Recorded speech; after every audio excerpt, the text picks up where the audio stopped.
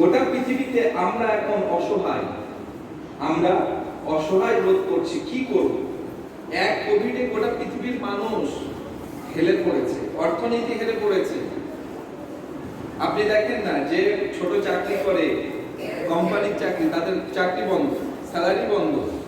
যারা জন খাটে কাজ নেই, কে কাকে কাজ করাবে? একে অপরের নির্ভরশীল, বাড়িতে বসে বসে চাল কেনার পয়সা নেই। ঠিক না বল?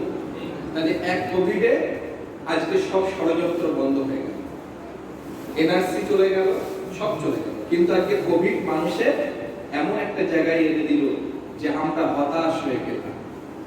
আর আল্লাহ বলছে, যারা মুমিন হয় তাদের জন্য এই হতাশ আমি আল্লাহ রাখি না। জোরে বলবেন না সুবহানাল্লাহ।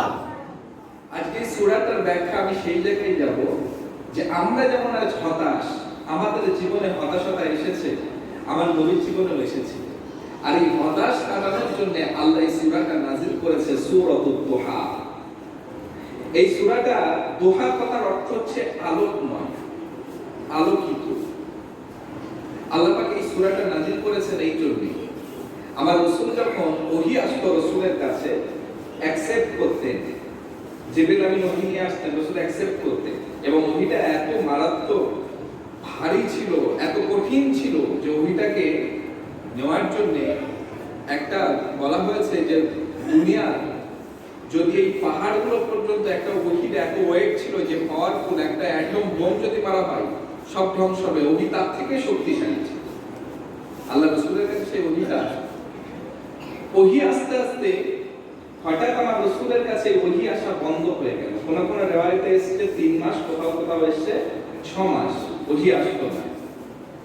যখন ওহী আসা বন্ধ হলো, মক্কার কাফের, বেদিন, মুশরিক তারা আল্লাহর নবীকে বলতে লাগলো, মুহাম্মদ তোমার খোদা তোমার ভুলে গেছে, খোদা ভুলে গেছে, তোমার আল্লাহ তোমার আর মনে রাখেনি, তোমাকে ভুলে গেছে।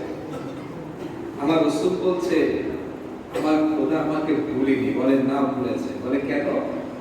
বলে ওই যে তোমার কাছে ওই শয়তানটা আসতো, সে তো আর আসে না। কাকে শয়তান বলছে? জিবরিল আমিনকে। নাউযুবিল্লাহ। এই শয়তান তো তোমার কাছে ওহী নিয়ে আসে না, সে তোমার ভুলে গেছে। আল্লাহ তোমার কাছে আর কাউকে পাঠায় না, তোমার আল্লাহ নেই। আমার রাসূল মনটা খারাপ করে বসে আছে, মনটা মলিন করে বসে কষ্ট পায়, কোন ওহী আসে না। 6 মাস হয়ে গেল। হঠাৎ আল্লাহ পাক সূরা নাযিল করলেন, সূরাতুদ দুহা। আল্লাহ বলেন, হাবিব অদ-দুহা, অদ-দুহা, আমি দিনের কিরণ, সূর্যের কিরণের কসম করে বলছি। যেখানে দেখবেন কোরআন শরীফে ওয়াও শব্দ ব্যবহার করেছে আল্লাহ, সেখানে নিজে কসম করেছে। অদ-দুহা, আমি কসম করছি সূর্যের কিরণের কসম। আল-লাইলি ইজা সাজা, রাতের অন্ধকারের কসম করছি। মা ওয়াদাআকা রাব্বুকা ওয়া মা ক্বালা। আপনি চিন্তা করবেন, আমি আল্লাহ আপনার সাথে আছি, আপনি চিন্তা করবেন। ওয়ালা সাউফা ইউতিকা রাব্বুকা ফাতারদা। আপনি নিশ্চিন্ত থাকুন, যারা আপনার পিছনে এই সমস্ত কথা বলছে, এই দুনিয়া থেকে আপনার আমি ভালো জায়গা রেখে দিয়েছি আপনার জন্য। জোরে বলবেন না সুবহানাল্লাহ। ওয়ালা সাউফা ইউতিকা রাব্বুকা ফাতারদা। ফাতারদা মানে কি? ফাতারদা কথার অর্থ হচ্ছে খুশি করা, ফাতারদার কথার অর্থ হচ্ছে আনন্দিত করা। আল্লাহ বলছে, হাবিব আপনি মন খারাপ করবেন, আপনার মন খারাপ যখনই হবে, আর আপনার মন খারাপকে ভালো করার ওয়াদা আমি আল্লাহ করছি। জোরে বলবেন না। তাহলে নবীর মন খারাপ হলে ভালো করার ওয়াদা কে করলো? আল্লাহ করেছে। তার কিছু বিস্তারিত তাফসীরের মধ্যে পড়তে পড়তে কিছু বর্ণনা এসেছে আমার রাসূলের মন খারাপ এবং ভালো সম্পর্কে। বর্ণনার মধ্যে বলা হয়েছে, আল্লাহ নবীর মনটা একদিন খুব খারাপ। কেন? আমার রাসূলের সবথেকে প্রিয়তম বিবি ছিল আম্মাজান খাদিজা। আম্মাজান খাদিজা ইন্তেকাল করলেন। ইন্তেকাল করার পরে আমার রাসূলের মনটা বড় খারাপ। আল্লাহ নবী সবথেকে বেশি ভেঙে পড়েছেন, কারণ পৃথিবীতে সবথেকে বেশি ভালোবাসতেন কাকে? মা খাদিজাকে। এত ভালোবাসতেন, ওনার ইন্তেকালের পরে আমার নবী ভেঙে পড়েছে। কিন্তু আল্লাহ পাক ওয়াদা করেছিলেন কি? ওয়ালা সাউফা ইউতিকা রাব্বুকা ফাতারদা। হাবিব আপনার মন খারাপ হলে আমি আল্লাহ ওয়াদা করছি আপনাকে খুশি করব। আল্লাহ ওয়াদা করে রেখেছে। ভাইরা আমার, বাবাজিরা শুনুন, নবী মনটা খারাপ করে আছেন, ওই সময়তে আল্লাহ পাক রব্বুল আলামিন আল্লাহ পাক ওই সময় জিবরিল আমিনকে পাঠিয়ে দিলেন। রাসূল আমার নামাজের মধ্যে মগ্ন, আল্লাহ নবীর দরবারে হযরত জিবরিল আমিন এসে হাজির হলেন। আসসালামু আলাইকা ইয়া রাসূলুল্লাহ ইয়া হাবিবাল্লাহ, হুজুর আল্লাহ পাক আপনাকে নিয়ে যাওয়ার জন্য আমি জিবরিল আমাকে পাঠিয়েছে। ইয়া রাসূলুল্লাহ ইয়া হাবিবাল্লাহ, হুজুর আল্লাহ পাক বলে পাঠিয়েছেন আমার হাবিবের বিবি খাদিজা ইন্তেকাল করেছে। বিবি খাদিজাকে রাসূলুল্লাহ বেশি ভালোবাসে, আমার হাবিব বেশি মহব্বত করে। আমার হাবিবের মনটা বড় খারাপ, দুনিয়ার কোন মানুষ আমার হাবিবের মনকে ভালো করতে পারবে না। হে জিবরাইল যাও, চলে যাও, আমার হাবিবকে একমাত্র আমি আল্লাহ মনটাকে ভালো করতে পারি। তার কারণ হলো আমার হাবিব সব থেকে বেশি ভালোবাসে আমি আল্লাহ আমাকে, এই জন্য আমার হাবিবকে আমার কাছে নিয়ে চলে এসো। হযরত জিবরিল আমিন বললেন ইয়া রাসূলুল্লাহ ইয়া হাবিবাল্লাহ, হুজুর আপনি চলুন, আপনি চলুন, আল্লাহ পাক আপনার সঙ্গে দিদার করতে চাই, আপনি আরশে আজিমে চলুন। আল্লাহ নবী ওই সময় বলেছিল না না না, আমি রাসূলুল্লাহ একাকী আল্লাহ দরবারে যাব না। আমি নবী আমার উম্মত উম্মতিকে আমি বড় ভালোবাসি, আমার উম্মত উম্মতিকে আমি বড় প্যার করি, আমি একাকী আল্লাহর সঙ্গে দিদার করব না। আমি নবী, আমি আমার উম্মতদের বড় ভালোবাসি, এদের ছেড়ে আমি একা কি করে দিদার করব? আমার উম্মতদের নিয়ে আমি রাসূল আল্লাহর সঙ্গে দিদার করব। চলে বলবেন কি নবী ছিল? হ্যাঁ, হযরত জিবরিল আমিন ওই সময়তে আল্লাহ নবীকে বুঝিয়ে বুঝিয়ে বললেন ইয়া রাসূলুল্লাহ ইয়া হাবিবাল্লাহ, হুজুর আপনি চলুন না চলুন, আল্লাহ পাক অর্ডার করেছেন। নবীকে অনেক বোঝানোর পরে আল্লাহ নবী রাজি হয়ে গেলেন। আমার রাসূলুল্লাহ সময়তে হযরত জিবরিল আমিনের সঙ্গে আল্লাহ পাকের আরশে আজিমে গেলেন। আরশে আজিমে যাওয়ার পরে যে আল্লাহ নবী আরশে আজিমে পৌঁছানোর পরে আল্লাহ পাক ওই সময় সালাম দিয়ে বললেন এ আমার হাবিব আপনি আসুন, আজ আপনাকে আমি পেয়ে আপনার শুভ আগমনে আমার আরশে আজিমের জমিনটা ধন্য হয়ে গেল। আপনার আশাতে আমার আরশে আজিমটা ধন্য হয়ে গিয়েছে। শুধু তাই নয় হাবিব, আপনার কদম মোবারকের ধুনুতলার স্পর্শে আমার আরশে আজিম আজ পূর্ণ হয়ে গেল। জোরে বললেন কি সম্পর্ক! নবীর মন ভালো হয়ে গেল, নবীর মনটা ভালো হয়ে গেল। কেন আল্লাহ ওয়াদা করেছিল না যে মন খারাপ হলে আমি আল্লাহ ভালো করব। আল্লাহ পাক তার ওয়াদাকে পূরণ করে নবীর মনটাকে ভালো করলো। নবী খুশি। কিছুক্ষণ পরে নবীর মনটা আবার খারাপ, আল্লাহ নবী কাঁদছে। ভাইরা আমার বাবাজিরা শোনো তো, আল্লাহর নবী আবার কান্না শুরু করলেন। রাসূল যখন কাঁদছেন আল্লাহ পাক রব্বুল আলামিন আবার প্রশ্ন করলেন এ আমার হাবিব আপনি কাঁদেন কেন? আপনার মনটা তো আমি আল্লাহ ভালো করে দিলাম, আপনার সঙ্গে তো আমি আল্লাহ দিদার করলাম, আপনি আবার কাঁদেন কেন? আল্লাহ নবী সময় বলেছিল রব্বুল আলামিন আল্লাহ আপনি রাতের মধ্যভাগে একাকী আমাকে দিয়ে আপনার সঙ্গে দিদার করে দিলেন। আমার উম্মত উম্মতি গুলো তারা কি আপনার সঙ্গে দিদার করতে পারবে না, আপনার সঙ্গে সাক্ষাৎ করতে পারবে না? এই জন্য আমি রাসূল কাঁদি। ওই সময় আল্লাহ বলেছিল এ আমার হাবিব আপনি চিন্তা করবেন না, আমি আল্লাহ পাক আপনাকে ওয়াদা করেছি ওয়ালা সাউফা ইউতিকা রাব্বুকা ফাতারদা, আপনার মন খারাপ হলে আমি আল্লাহ খুশি করব। আমি আপনি চিন্তা করবেন না, আপনার উম্মত উম্মতির জন্য আমি আল্লাহ একটা তোফা দিয়ে দিলাম। as-salatu mi'razul mu'minin, মুমিনদের জন্য নামাজ হলো আমি আল্লাহ আমার দিদার।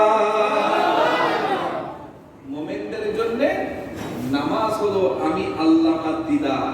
আপনি চিন্তা করবেন না, আপনার উম্মতের জন্য এই তোফাটা দিয়ে দেন, আমি আল্লাহ বলে দিলাম। নবীর মন আবার খুশি হয়ে গেল, নবী খুশি। নবী যখন খুশি হলো, আল্লাহ বলছে হাবিব চলে যাবে, একটু ঘুরে ঘুরে দেখি, আপনি আমার আশা আজিমে এলেন, একটু ঘুরে দেখায়। সব ঘুরে ঘুরে দেখাচ্ছে, জান্নাত জাহান্নাম সব ঘুরে ঘুরে দেখাচ্ছে। জান্নাতটা দেখার পরে নবীর মন বড় খারাপ, আবার খারাপ হলো। আল্লাহ বলে হাবিব আপনার মন আবার খারাপ কেন? আপনার তো আমি সব দেখালাম, মন ভালো করে দিলাম, আপনার বান্দাদের আপনার উম্মাতির সঙ্গে আমি দিদার করার ওয়াদা করে নিলাম, এরপরেও মন খারাপ কেন? কি আমরা কেউ পেরেছি আল্লাহর সঙ্গে দিদার করতে? আছেন তো? আছেন? কথা হয়েছে আল্লাহর সাথে? বলেন হয়েছে? একতরফা দুতরফা হয়নি না? কথা কিন্তু একতরফাও হয় না? দেখবেন স্বামী স্ত্রী ঝগড়া বলে, যে স্বামী বেশি চালাক স্ত্রী বকেই যায়, স্বামী কিছু বলে না। একতরফা বকে যায়, তারপরে স্বামী হয়তো বাজারে সরে নিয়ে চলে যায়, আর দোকান দিকে চলে যায়, বাইরে যায়। হয় না? এটা হচ্ছে একতরফা। তো আমরা আল্লাহর সঙ্গে কথা বলি একতরফা, দুতরফা হয় না। আমরা বলি, রিটার্ন ব্যাক কিছু পাই না। আমরা 5 ওয়াক্ত নামাজে কার সঙ্গে কথা বলি? জোরে বলে আল্লাহর সঙ্গে। আমরা রিটার্ন কিছু পেয়েছি, বেনিফিট পাই, কিন্তু রিটার্ন পাই কথা পাই না। পেয়েছি কারা জানে? হযরত ইমামে আযম আবু হানিফা রাহমাতুল্লাহ আলাইহি নামাজের মধ্যে আল্লাহ পাক কি জীবন তাদের দিয়েছিলেন, কি আমল করেছিলেন, অবাক করা। 99 বার আল্লাহর সঙ্গে সিজদায় গিয়ে কথা বলেছে। জোরে বলবেন সুবহানাল্লাহ। আরো একবার কাবা বাইতুল্লাহর সামনে দাঁড়িয়ে দাঁড়িয়ে আমার আল্লাহর সঙ্গে সেখানে দাঁড়িয়ে কথা বলেছেন। জীবনে 100 বার কথা বলেছে। জোরে বলেন সুবহানাল্লাহ। কি জীবন আল্লাহ গঠন করবে। হ্যাঁ, আমরা সে জীবন গঠন করতে পারিনি, কিন্তু আমরা কাল কিয়ামতের দিনে আল্লাহর কাছে একটাই ফরিয়াদ করব, আল্লাহ আমরা কিছু করি না করে আপনার হাবিবের মুহাব্বত করেছি। ঠিক না বল? ঠিক না বল? ভাইরা আমার, বাবাজিরা শোনো তো, আল্লাহ নবী মদিনা মসজিদে নববী শরীফে রাসূল আমার নামাজ পড়তে গেলেন। আসরের নামাজের ওয়াক্তে রাসূল আমার দাঁড়িয়ে গিয়েছেন। নামাজে দাঁড়ানোর সাথে সাথে একজন সাহাবা ছুটে আল্লাহ নবীর কাছে এসেছে। রাসূল নামাজ শেষ করলেন, রাসূল সালাম ফিরিয়েছেন। সাহাবাটা আল্লাহ নবীর কাছে চলে গেলেন, ইয়া রাসূলুল্লাহ, ইয়া হাবিবাল্লাহ, হুজুর আমার একটা প্রশ্ন আছে, আমার একটা কথা জানার আছে। আল্লাহ নবী বললেন, কি কথা? ও আমার সাহাবা, বলো তোমার কি জানার আছে? সাহাবা হুজুর বলেছিলেন, ইয়া রাসূলুল্লাহ, ইয়া হাবিবাল্লাহ, হুজুর আমি জানতে চাই কিয়ামত কবে হবে? কিয়ামত কবে হবে? আল্লাহ নবী বললেন, এটা কেউ জানে না। কেউ জানে? একমাত্র জানে কে? আল্লাহ। কিয়ামত কবে হবে এটা কেউ জানে না আল্লাহ ছাড়া। আল্লাহ নবী ওই সময় বলেছিল, ও আমার সাহাবা তুমি বলো, তুমি যে কিয়ামতের কথা আমার কাছে শুনতে এসেছো, কিয়ামতের কথা জিজ্ঞাসা করতে এলে, ওই কঠিন কিয়ামতের জন্য তুমি এমন কি নেকি সঞ্চয় করেছো? কোন নেকিটা দিয়ে তুমি কিয়ামতের দিনে দাঁড়াবে? ওই সময় সাহাবা বলেছিল, ইয়া রাসূলুল্লাহ, ইয়া হাবিবাল্লাহ, হুজুর ওই কঠিন কিয়ামতে আমি ওই সময়তে আমার জীবনে যত ফরজ নামাজ আদায় করেছি, যত সুন্নত নামাজ আদায় করেছি, যত নফল নামাজ আদায় করেছি, ফরজ হজ করেছি, দান খায়রাত করেছি, যাকাত ফিতরা দিয়েছি, সমস্ত নেকিগুলো আল্লাহ পাক রব্বুল আলামিনের দরবারে ওই সময় আমি দেখাবো, আমি শো করব। ওই আমলে যদি কোনো কাজ না হয় তাহলে আমি আল্লাহর কাছে বলতে থাকবো, আল্লাহ পাক আমি সবথেকে বেশি বড় ইবাদত করেছি, আমি আপনার প্রিয় নবী, আমি আপনার প্রিয় হাবিব জনাবে মুহাম্মদ রাসূলুল্লাহ সাল্লাল্লাহু আলাইহি ওয়াসাল্লামকে বেশি মহব্বত করেছিলাম। আল্লাহ নবী ওই সময় মুচকি হেসে বলেছিল, এ আমার সাহাবা শুনে রাখো, আমি রাসূলুল্লাহ জানিয়ে দিলাম, আমাকে বেশি ভালোবাসার কারণে কাল কিয়ামতের দিনেতে আমি রাসূল আমার পাশাপাশি তোমারও জায়গা হয়ে যাবে। আমি নবী পাক আমাকে ভালোবাসার জন্য আমার পাশাপাশি তোমার জায়গা। হ্যাঁ, নবীর ভালোবাসা আমাদের দরকার আছে না? না, এই জন্য আল্লাহ নবী খুশি হলেন, এবারে জান্নাত দেখেছে। রাসূল জাহান্নাম দেখলেন, জান্নাত জাহান্নাম সব ঘুরে ঘুরে দেখার পরে নবীর মনটা আবার খারাপ। আল্লাহ বলে, কি বলো হাবিব, আপনার তো আমি মন খুশি করে দিলাম, আপনার উম্মতরা আমার সঙ্গে দিদার করবে, কোনো চিন্তা নেই, আপনার মন খারাপ কেন? নবী তো অন্য চিন্তা করছে। নবীর চিন্তা কি? বর্ণনায় এসেছে রাসূল চিন্তা করছেন যে এত সুন্দর জান্নাত, আর আমার উম্মতগুলোর বয়স কত? 60 বছর, 70 বছর, 80 বছর, 100 বছর। কি আছেন এখানে 100 বছর কেউ আছেন? হয় না নাকি? হ্যাঁ, এভারেজ 60 ইয়ার্স এভারেজ। আগেকার মানুষ দুই একজন আমাদের মুরব্বীরা আসেন 70-80 পাওয়া যায়, কিন্তু আমি বাংলাদেশে কিছুদিন আগে জলসায় গিয়েছিলাম, 122 বছর বয়স আমার দাদু পীরের হাতের মুড়ি।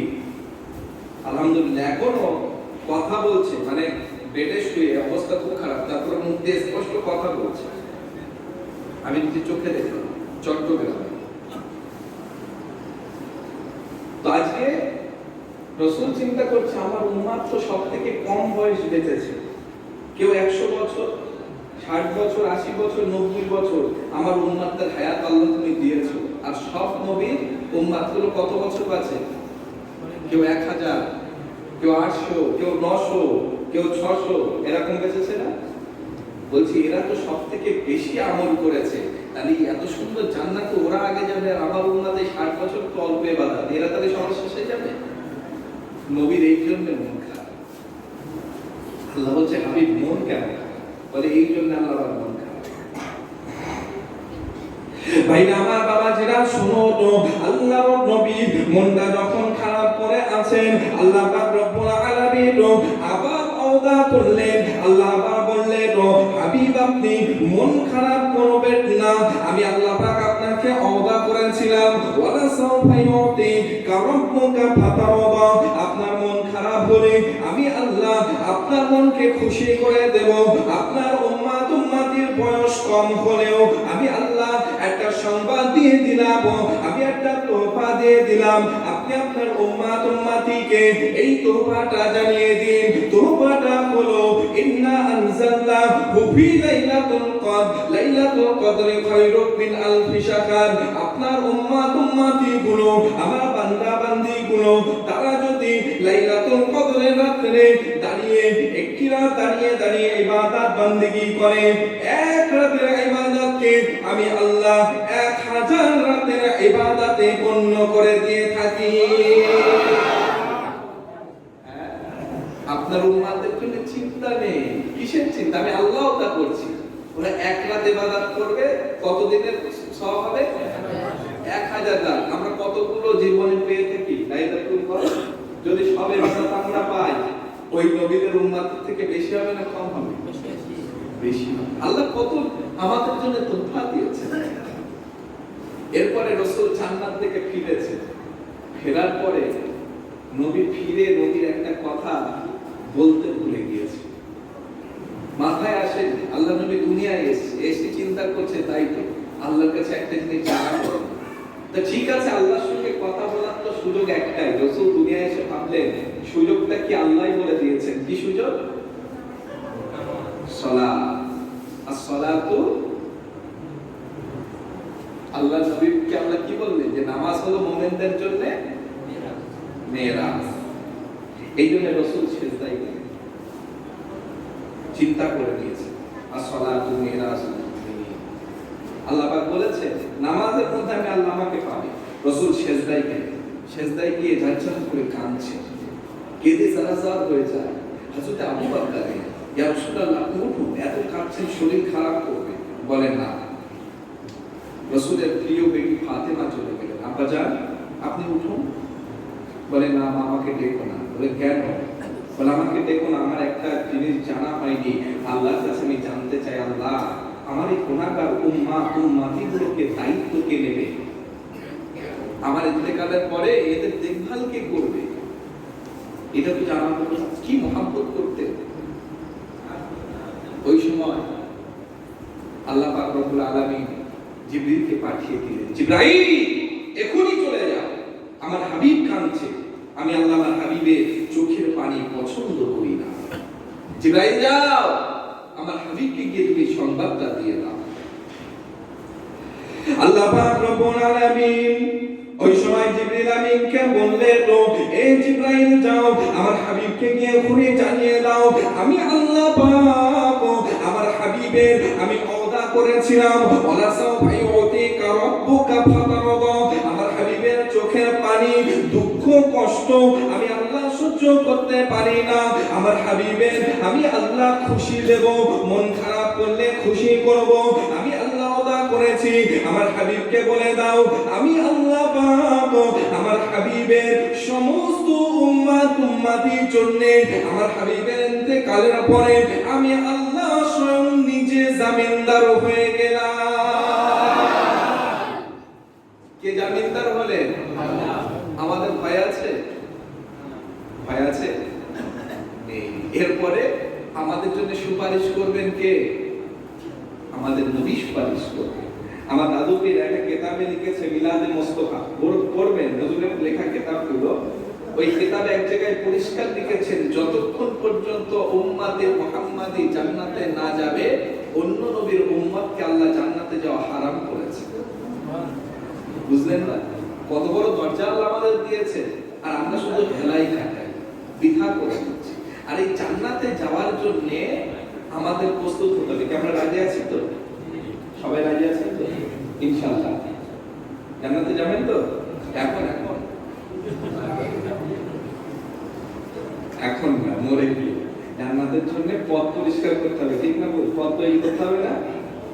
জান্নাতে যাওয়ার জন্য আমাদের পথ তৈরি করতে হবে, এবং জান্নাতের একটা দরজা আছে যে দরজা দিয়ে আমরা যাব জান্নাতের। এই দরজার অনেকগুলো বর্ণনা এই দরজায়। তো এই জান্নাতের দরজা দিয়ে যেতে গেলে এই জান্নাতের দরজাগুলো এত বড় বড় দরজা হবে। বলা হয়েছে জেদ্দা থেকে আপনার হারাম পর্যন্ত এইরকম ভাবে এক একটা দরজার এক একটা মাপ। তাফসীরের মধ্যে সেই জান্নাতের এত বড় বড় দরজা, জান্নাতের এই দরজা দিয়ে ওই জান্নাতীদেরকে আল্লাহ পাক পৌঁছে দেবেন জান্নাতে। এবং জান্নাতে যারা যাবেন, আজকে এই বুড়ো হাবড়া যারা বসে আছেন একটাও জান্নাতে যাবে না। বুড়ো হাবড়া কেউ যাবে না জান্নাতে। যা যাবে সব যুবকেরা যাবে। কি মুরব্বী? চিন্তা নেই, মুরব্বীদের মন খারাপ, চিন্তা করবেন না। আল্লাহ নিজেকে ওয়াদা করেছেন। আচ্ছা জান্নাতটা আল্লাহ কত সুন্দর সাজিয়েছে, যদি এই বুড়ো লোকগুলোরে দেয় ও সৌন্দর্য ভোগ করতে পারবে? পারবে বলেন? আমাদের মতো ইয়ং দরকার তো নাকি? ইয়ং না হলে জান্নাতের ওই ভালো মন্দ খাবে কি করে, দৌড়াবে কি করে, সেখানে ঘুর দেবে আল্লাহ।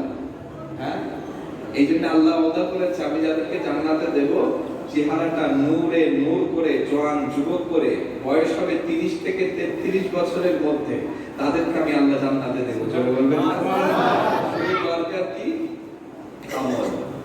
জান্নাতের ভিতরে যাবে, জান্নাতে যাওয়ার সাথে সাথে আল্লাহ একটা করে ঘর দিয়ে দেবে। ঘরটা কিরকম হবে? সোনা এবং রূপো দিয়ে তৈরি করা হবে। সোনা এবং রূপো দিয়ে তৈরি করা হবে ওই জান্নাতের ঘরটা।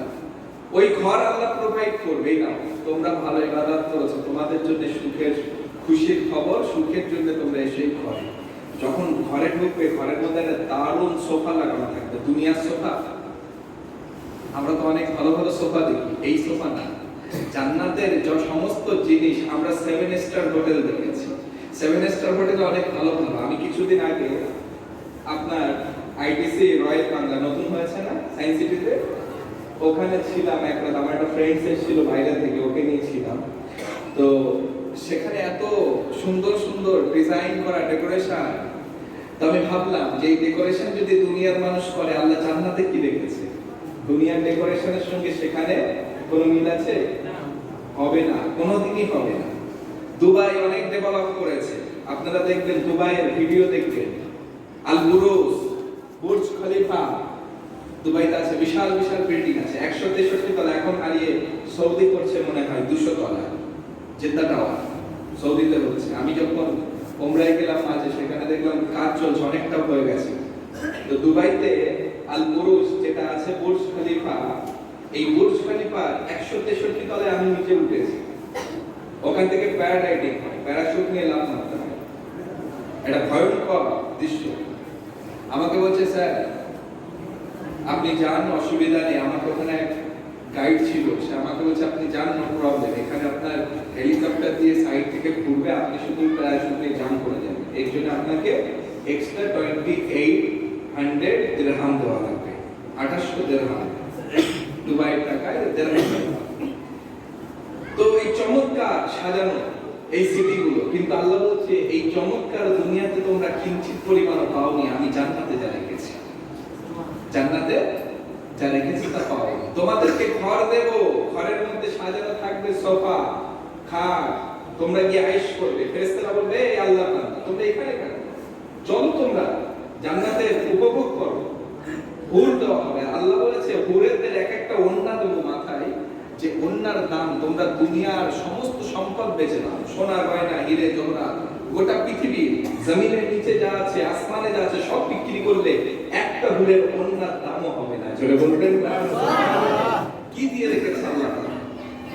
এরপরে জান্নাতীরা যাবে, জান্নাতীদের জন্য আল্লাহ পাক প্রথমে নিয়ে আসবে, প্রথমে তাদের হুর নিয়ে আসবে শারাবান তাহুরা, তাদের জন্য মদ পান করানো হবে, দুনিয়ার মদ, শারাবান তাহুরা। এই যে মদটা পান করানো হবে এনার্জি ড্রিঙ্কস, আমরা রেড বুল খাই না, রেড বুল, এরকম এনার্জি ড্রিঙ্কস খাওয়ানো হবে, দুনিয়ার মদ না। তাফসীরে এসে এর স্বাদ হবে আদার রসের মতো। কিসের মতো? আদার রসের মতো স্বাদ হবে। এটা আপনাকে আমাকে পান করানো হবে জান্নাতের মধ্যে। দুনিয়ার মদ খেলে তো বলতে বলতে শেষ, বলতে বলতে কোনো কাজ নেই।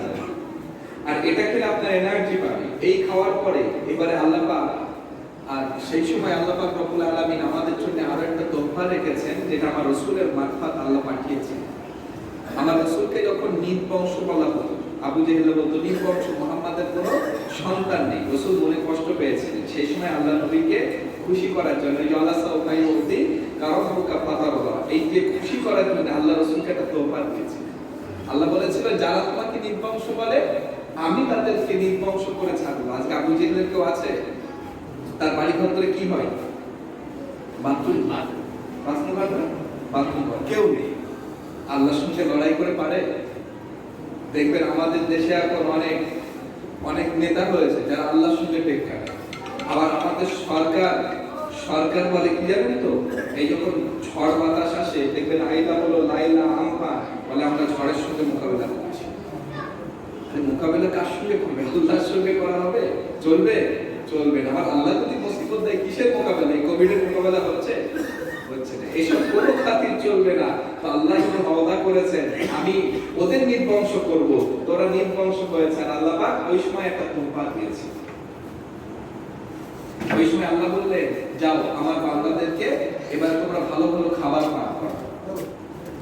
ভাইরা আমার বাবাজিরা শোনো তো, আল্লাহ পাক রব্বুল আলামিন জান্নাতীদেরকে জান্নাতের ভালো ভালো খাবার খাওয়াবে, তো পানীয় পান করালেন, শারাবান তাহুরা পান করালেন।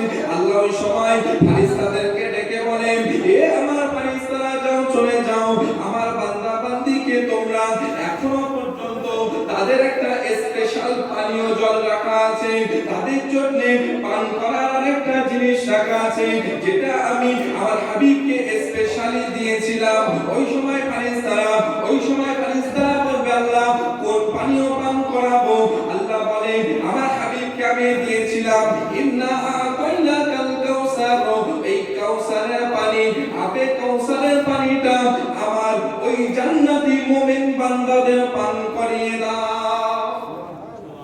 কাউসারের পানি, এই কাউসারের পানি আরো স্পেশাল, যেটা আল্লাহ মাত্রে এবং এটা আমাদেরকে পান করানো হবে।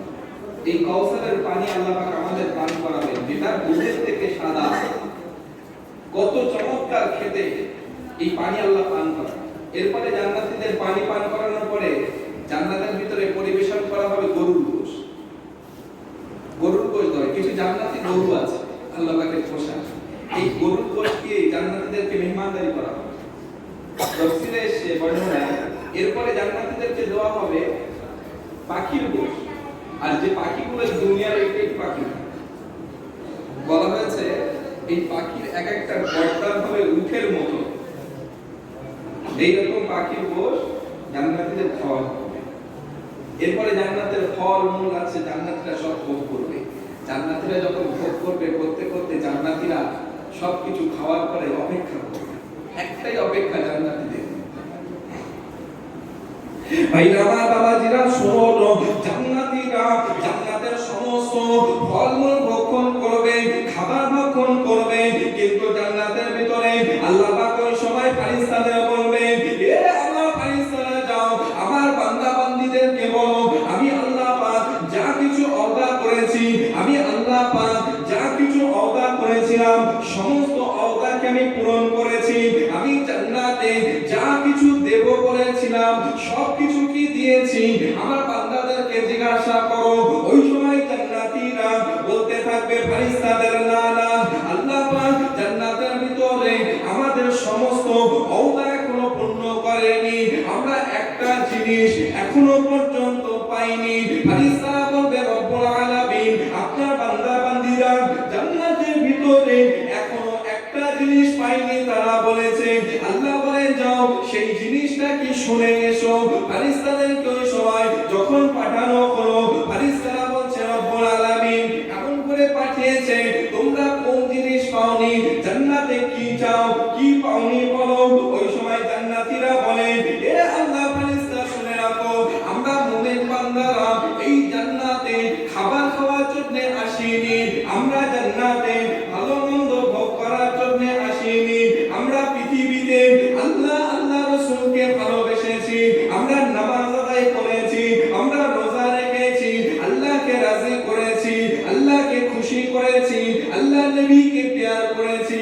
আমাদের উদ্দেশ্য একটা, সেটা হলো আমরা এই জান্নাতে আল্লাহকে আমরা দেখতে চাই। সুবহানাল্লাহ। জান্নাতীরা কি খাওয়ার আশায় যায়? যারা মুমিন হয় দুনিয়াতে কি হালাল হারাম বাঁচে না বাঁচে না? এমনি সহজে জান্নাতে যাবে? অনেক কঠিন। জান্নাতীরা বলছে, আমাদের দাবি যে জিনিস সেটা তো পাইনি, আসল জিনিস হচ্ছে আমরা আল্লাহকে দেখব। আচ্ছা, আল্লাহকে দেখা কি অতটা সহজ? হ্যাঁ, সহজ? অতটা সহজ না। জান্নাতীরা বলছে আল্লাহকে দেখব। আল্লাহ বলে, ঠিক আছে, ওয়েট করতে হবে, কারণ একটা প্রাইম মিনিস্টার আসলে তাই কত আরো শত সিকিউরিটি হয়, সিস্টেম হয়, ঠিক না? আর আল্লাহ আসবে জান্নাতের ভিতরে, আল্লাহ দেখা দেবে জান্নাতে। জান্নাতের অপেক্ষা করছে। আল্লাহ বলে পাঠিয়েছে, যাও ফেরেশতারা বলে দাও, আমি আল্লাহ ওই জান্নাতের ভিতরে আমার বান্দা বান্দির সঙ্গে আমি সাক্ষাৎ করব। জোরে বলবেন না? সুবহানাল্লাহ। দরুদ আল্লাহুম্মা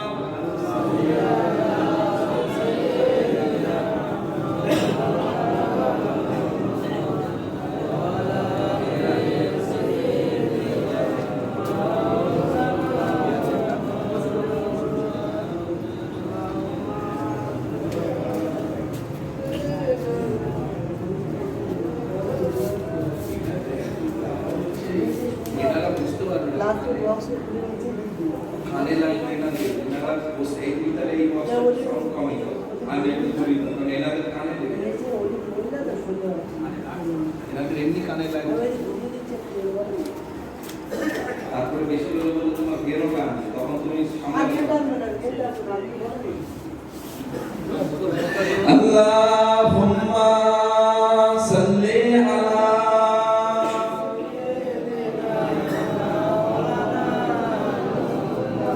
وعلى آل سيدنا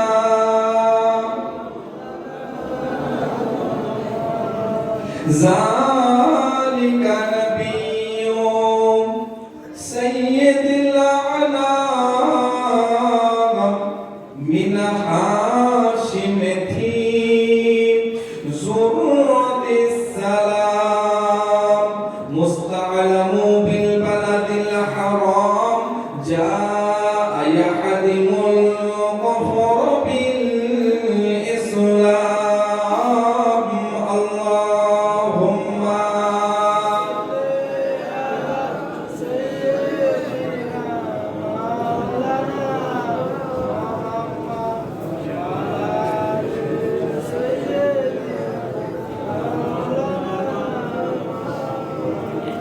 ভাই আমার তো যে কথা বলছিলাম, তাহলে এবারে জান্নাতীরা কাকে দেখবে? আল্লাহকে। আল্লাহকে। সবাই প্রস্তুত হচ্ছে, একটা এক্সপেরিমেন্ট, দারুণ প্রোগ্রাম না কিছুদিন আগে আমাদের দেশে ট্রাম এসেছিল, ট্রাম এসেছিল না? কোথায় এসেছিল বলেন তো? গুজরাট স্টেডিয়ামে। কত টাকা খরচ করেছিল বলেন তো? 100 কোটি টাকা স্টেডিয়ামটাকে সাজানোর জন্য খরচ করেছে ট্রামের জন্য। তাও ক ঘন্টা? 3 ঘন্টা। Only for 3 hours. তার মধ্যে 100 crores 100 কোটি টাকা নষ্ট করা হলো।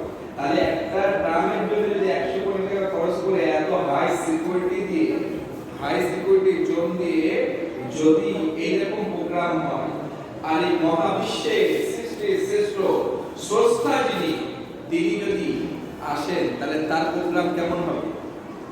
অনেক বড় প্রোগ্রাম হবে না? এখন এই প্রোগ্রামের জন্য ফেরেশতাদের বলা হলো তোমরা রেডি করো। আল্লাহ বলছে রেডি করো, আমি যাব, আমার বান্দাদের সঙ্গে আমি আল্লাহ দেখা করব।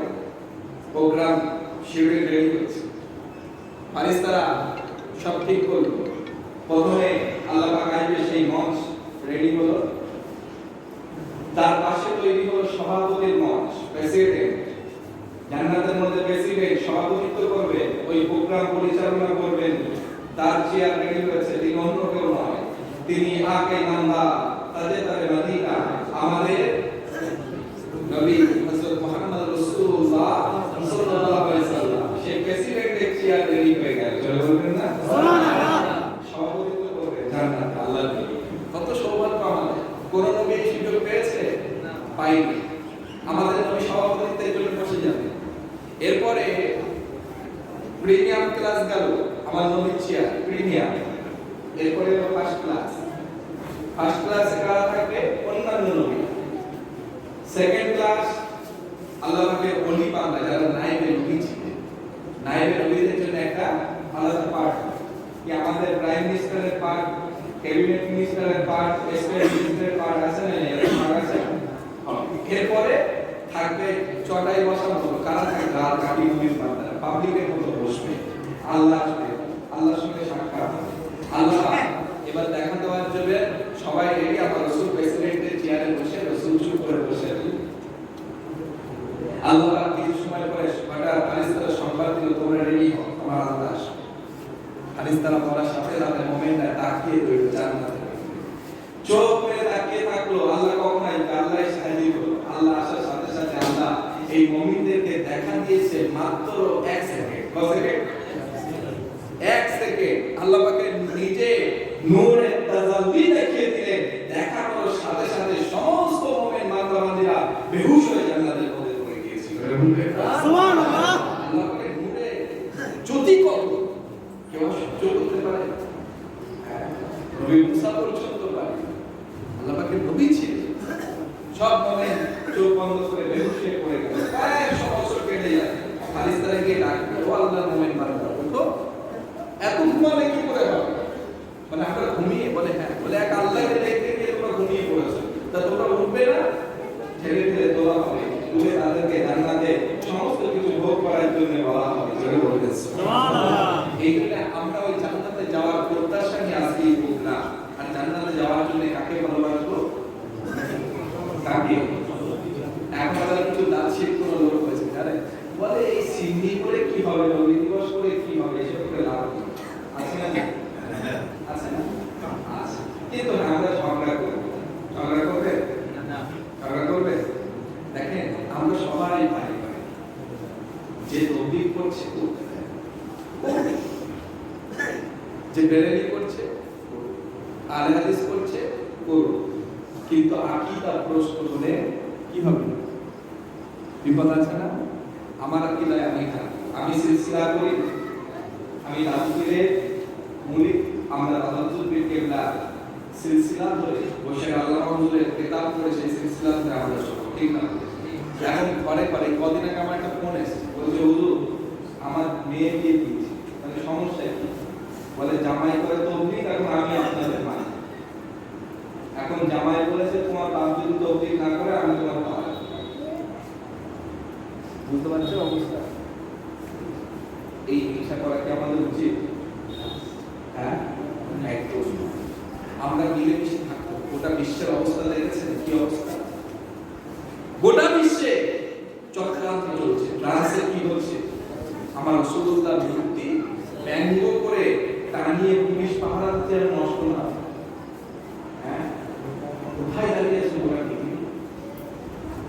সাবধান, কি আপনারা পারবেন না আমার নবীর জন্য, যদি আমার রাসূলের জন্য আমাদের জীবন যদি চলে যায়, কি আমরা ঘরে লুকিয়ে থাকবো না ময়দানে না?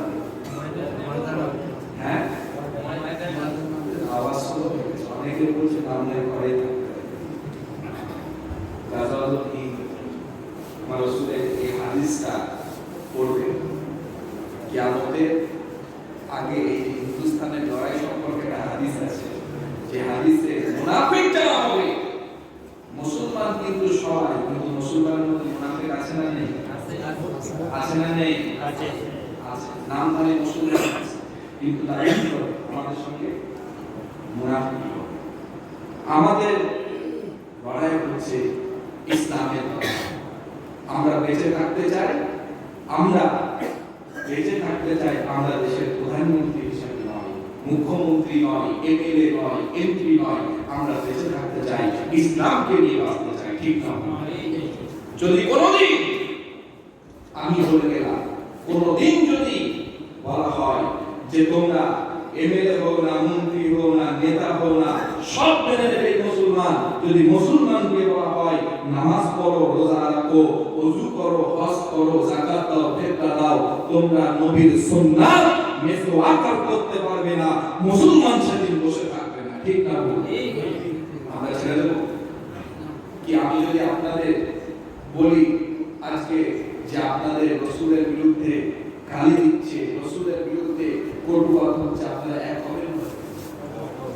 আপনারা আওয়াজ কম দেন ইনশাআল্লাহ। আপনার ওলির বিরুদ্ধে গালি দিলে এক হবেন না? হবেন না? হবেন না?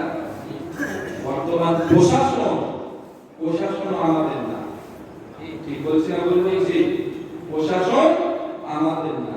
এমন প্রশাসন তৈরি হয়েছে যারা বসিরহাট কেন আল্লাহর ওলিদের গালি দিচ্ছে না? আছে না?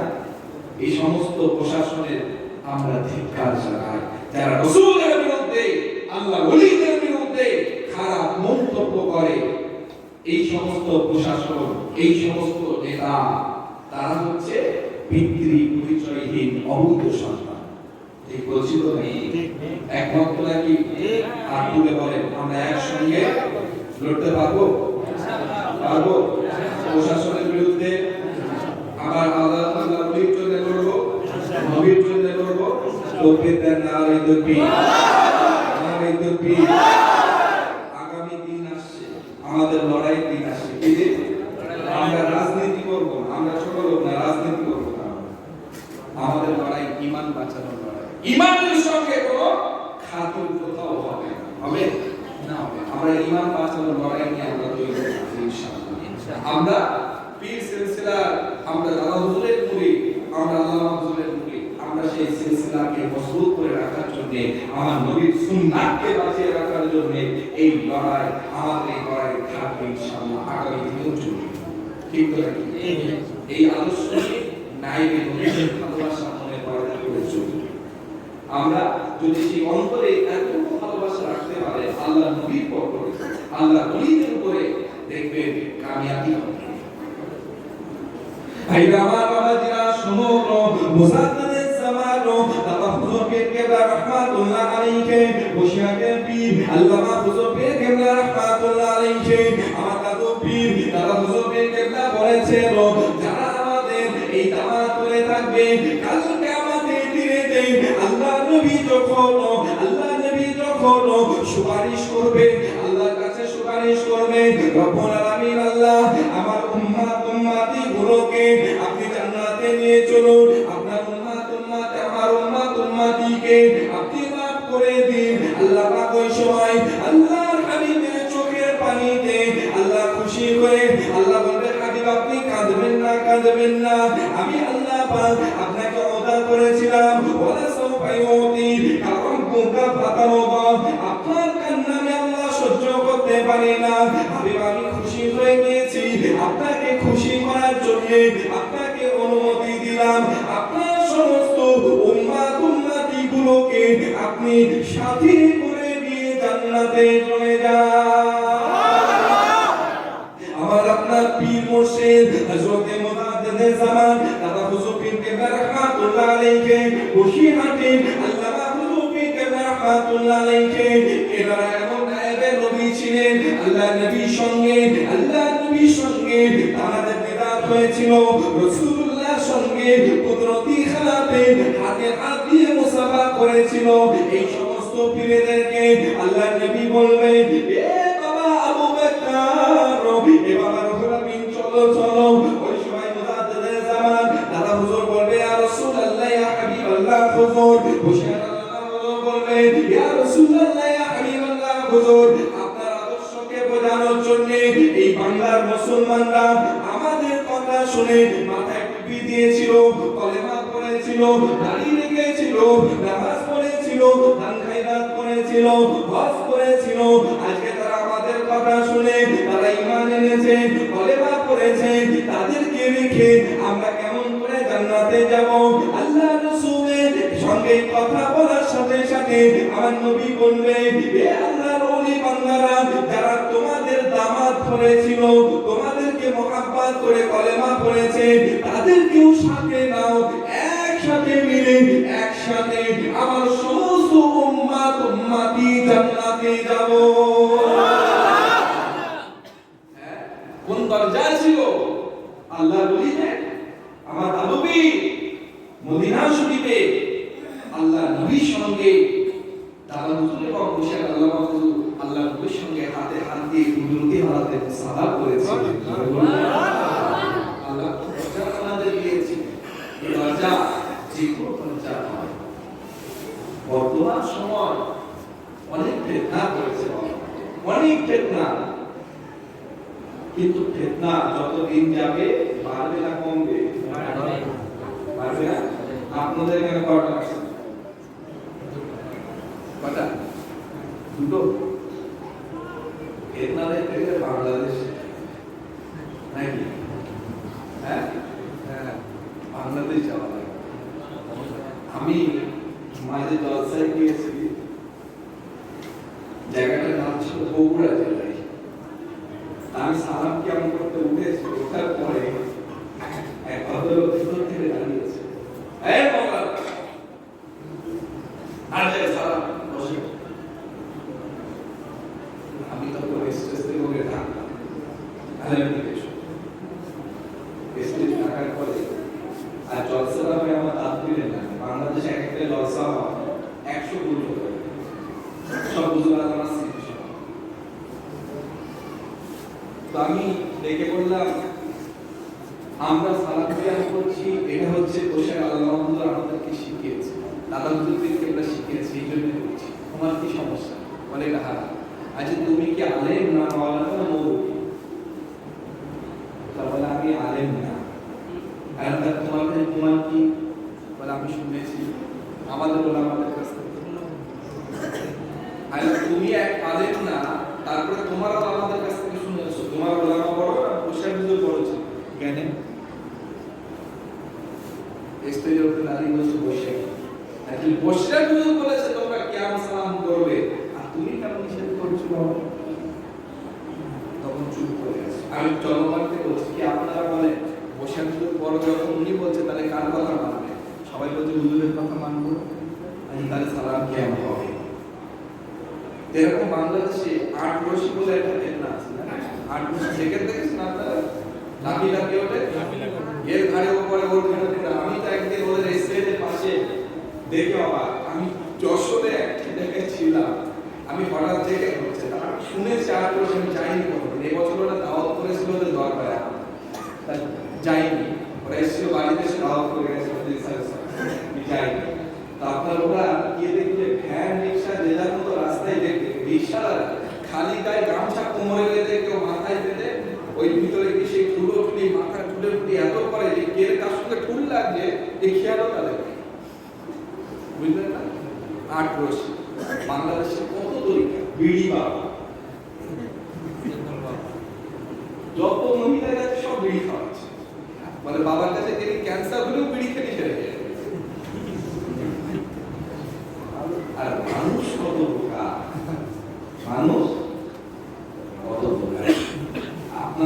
তাবিজের জন্য, আপনাদের পানি পড়ার জন্য, বাচ্চার ভয় লেগেছে এর জন্য হুজুরদের কাছে যাওয়া লাগে না। আবার ভালো করে বুঝবেন, আমি পূর্ণভাবে চলি। দেখেন আমি পরিষ্কার করে হয়তো আমার কথা আপনাদের খারাপ লাগছে নাকি? আপনাকে দেখেন আপনি নিজে সূরা ফাতিহাটা বাড়িতে আমল করেন, আপনি নিজে সূরা ইখলাসটা বাড়িতে আমল করেন। আপনার বাচ্চার ভয় লেগেছে সূরা ফাতিহাটা আপনি পড়েন। কোরআনের আয়াত যে পড়বে, যে আমল করবে তার দ্বারাই আমরা কাজ করব। ঠিক না ভুল? ঠিক তো নাকি? কিন্তু আমাদের একটা হ্যাবিট হয়ে গেছে, আমাদের একটা উদ্দেশ্য যে আমার কি একটা বলবো, আমার এক্ষুনি তাবিজ করতে যেতে হবে। আর এখন তাবিজেও ধান্দা শুরু হয়েছে, আছে না নেই? তাবিজ করতে গেলে বলে তোমার 4:30 যে বলে না যে চালু করতে হবে, বলে না সব ভালো। দরজা কারা আছে জেনে বিয়ে পড়াতে, সে মানুষ আছে কিন্তু আমরা দেখতে পাই না। ওয়ালা তাকুলু লিমা ইউকাল ফি সাবিলিল্লাহ বাল আহইয়া ওয়ালাকিল্লাহ। তারা জীবিত, তারা পর্দার আড়ালে গিয়েছে। তিনি ছিলেন বসে আল্লাহ হুজুরকে, যিনি জেনেদেরকে বিয়ে করাতেন। কি কথা দিয়েছিলেন তারা, কত জ্ঞান দিয়েছিলেন, কত ইলম দিয়েছিলেন তারা। আর আমরা বলি তোমার কাছে 4 দিন চালু করলে 10,000 টাকা কিচ্ছু লাগবে না। হুজুর আল্লাহর জীবন আদর্শ একটা গল্প বলি, বুঝতে পারবেন যে সম্পর্কে বলছি। আলিয়া মাদ্রাসায় হুজুর যখন পড়াশোনা করতে যেতেন, তো হুজুরের পড়াশোনার জীবনে হুজুর আলিয়া মাদ্রাসায় ফার্স্ট ক্লাস পাস করেছেন, অ্যাওয়ার্ড পেয়েছেন। এবং আজ পর্যন্ত এই 2020 এখনো পর্যন্ত হুজুর আল্লামা যে নাম্বার পেয়েছিল, এই নাম্বার দ্বিতীয় কেউ আর পায়নি। এবং গোল্ড মেডেলিস্ট ছিল। তো হুজুর আল্লামা রাহমাতুল্লাহ আলাইহি তিনি পরীক্ষা দেওয়ার পরে ওনার থেকে 1 বেশি পেয়েছে একজন। কত বেশি পেয়েছে? 1। হুজুর বড় অবাক হলেন, আমার থেকে বেশি পাবে কে? আমি তাকে একটু দেখব। হুজুর তাকে ডাকতে বলে, অফিসে ডাকা হলো। অফিসে তার ওস্তাদের সামনে যখন ডাকা হলো, হুজুর আর সেই ব্যক্তি দাঁড়ালো। দাঁড়ানোর পরে হুজুর যখন দাঁড়িয়ে আছে, আল্লামা হুজুর বলছে, ওস্তাদ হুজুর আমি এখানে দাঁড়িয়ে, ও আমার থেকে আবার পরীক্ষা নিন, যদি 1 বেশি পাই এটা কোনোদিন সম্ভব না, আমি আবার পরীক্ষা দিতে রাজি। ও বলছে না আমি বেশি পেয়েছি। বলে হুজুর এ মানুষ না, এ মানুষ না, এই যে আল্লামা হুজুর বলছে যে হুজুরকে কেউ বিশ্বাস করে না। আল্লামা হুজুরকে কথা তখন বলছে, হুজুর যদি যে না হয়ে থাকে তাহলে আমার একটা শর্ত আছে, এটা মানতে হবে। তার আমি মেনে নেব যে আমি পরীক্ষায় সেকেন্ড হয়েছি। বলে কি শর্ত? বলে হুজুর এখানে দাঁড়িয়ে ওকে আয়াতুল কুরসি পড়তে হবে। যেই করেছে ও কোনোভাবে রাজি হয় না, 1 বার 2 বার 3 বার কোর্স করা হলো। অবশেষে ওখান থেকে পালিয়ে চলে গেল, তাকে আর খুঁজে পাওয়া গেল না। হুজুর আল্লামা রাহমাতুল্লাহ আলাইহি ওই সময় অ্যাওয়ার্ড পেয়ে প্রথম হয়েছিল। চলে বলে সুবহানাল্লাহ। আল্লাহ কানাদের এই দরজা দিয়েছে। এইজন্য আপনারা আয়াতুল কুরসি আমল করেন, আপনারা সূরা ফাতিহা পড়েন, আপনারা সূরা ইখলাস পড়েন। মানে বাচ্চার শরীর খারাপ, সূরা ফাতিহা পড়ে ফু দিয়ে দেন, দেখবেন আল্লাহ শিফা দিয়েছে এই ফাতিহার মধ্যে। ফাতিহা সূরাটার আরেকটা নামই হচ্ছে শিফা। ফাতিহা এগুলোকে আমরা পারি তো না? পারি তো? প্রত্যেক একটু সহি কোরআন শরীফ পড়া শিখে, এই কোরআন শরীফটা সহি পড়লে আমাদের জন্য আখিরাতের জন্য লাভ। দুনিয়ায় কিছু না পাচ্ছি, আখিরাতের জন্য লাভ। আমি আপনাদের এগুলো বলছি, আমি অনেক ছোট, কিন্তু এটা আমার দায়িত্ব। কারণ আমার দাদু পীর বাংলায় এই প্রচার করেছে, তার খাদেম হিসাবে দরবারে আপনাদের খেদমতে এগুলো আমার দায়িত্ব আছে বলে বলছি। রাগ করছেন না তো? রাগ করছেন।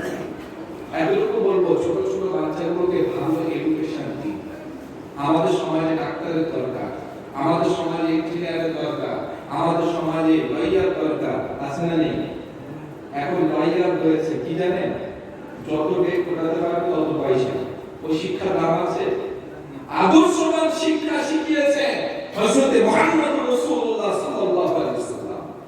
যে শিক্ষা আজকে সমাজে নেই। আজকে ডাক্তার হচ্ছে, সুস্থ মানুষ নিয়ে যাচ্ছে হসপিটালে, বলছে কিডনি খারাপ, বলে এখানে একটু চিড়ে দিয়ে 5 লাখ টাকা বিল করে দিচ্ছে। আদৌটা কিছু হয় আছে না? এই শিক্ষার মূল্য আছে? এই শিক্ষার দাম নেই। আজকে যারা চেয়ারে এসডিও হয়েছে, বিডিও হয়েছে, একটা আধার কার্ড করতে যাবেন ঘুষ দিতে হবে। ওই শিক্ষার দাম আছে? পুলিশ হয়েছে, বড় বড় অফিসার, গালিও দেবে, ঘুষও দেবে।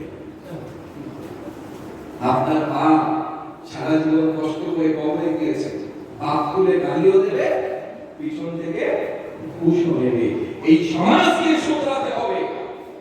এই জন্য আমাদের বাচ্চাদেরকে এই সমাজ চাঁদগুলোকে তৈরি করা দরকার আছে না নেই? আছে না নেই? এখনো সময় আছে, রুখে দাঁড়ান। আগামী দিন কিন্তু খুব খারাপ হবে। আমাদের আইপিএস দরকার, ডব্লিউবিসিএস দরকার। আর এই আমরাই তৈরি করেছি ঘুষের সমাজ। আজ যদি আপনি পুলিশকে ঘুষ দেন, ও পেয়ে বসবে। যেদিন ঘুষ যাবে, গ্রামের মানুষ 100 একসঙ্গে থানায় ঘেরাও করে, বলে ঘুষের সাথ মেরাও আসবে। কে ঘেরাও করে? নেতারা ঘুষ যাবে, সাথে সাথে মিডিয়াকে আগে। রাসূলের আদর্শ আসুন, দেখবেন সমাজে কোনো সমস্যা থাকবে না। থাকবে? এখন আছে আরো সুবিধা কি জানেন?